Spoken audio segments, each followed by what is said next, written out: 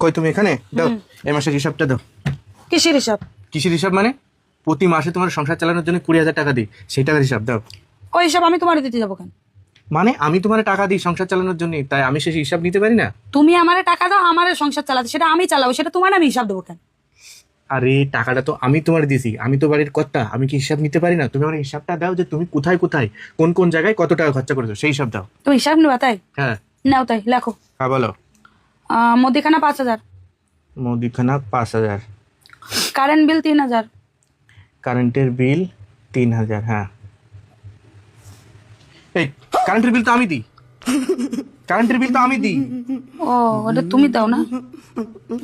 তুমি দাও তাই তো? তা কি? ও ওটা ভুলে গেছিলাম, বুঝলাম। হ্যাঁ বলো, তারপর বলো। গ্যাস ভরছি 1,000, গ্যাস 1,000, এটা ঠিক আছে। আর এটা হলো 6,000। আর ঘরের এসি ফ্রিজ এমআই দিছি 3,000। এই ওর ইএমআই এর টাকা তো আমি দিই। ও ওইটাও তুমি দাও? তা কি? ভুলে গেছিলাম, বুঝলাম। হ্যাঁ ওটা তুমি দাও তাই না? হ্যাঁ ভুলবা তো। ও ঠিক আছে, তাহলে ওটা কাটে দাও। হ্যাঁ কাটে লিখেই নেই, তারপর বলো। ও, আর ছেলের টিউশন 1,000। ও ছেলের টিউশনি 1,000, তাহলে গেল 7,000। আরো 13,000 টাকা। ও, আর পার্লারে গেছিলাম 3,000। পার্লারে 3,000 টাকা লাগে?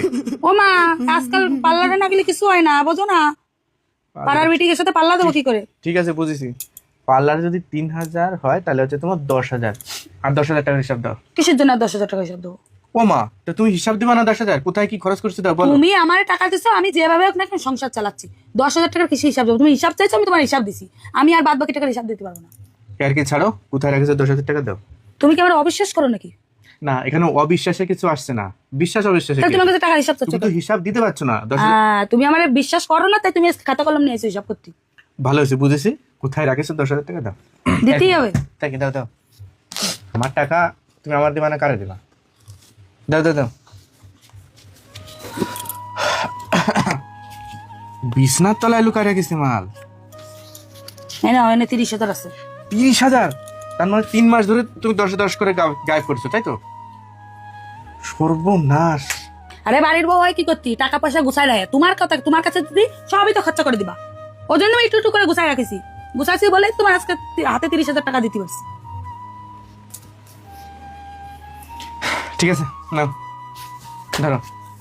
দেখ কি খুশি, হাসি দেখো মুখে, হাসি দেখো মুখে। হ্যাঁ রেখে দাও, একটা ধন্যবাদ তো দাও। Thank you.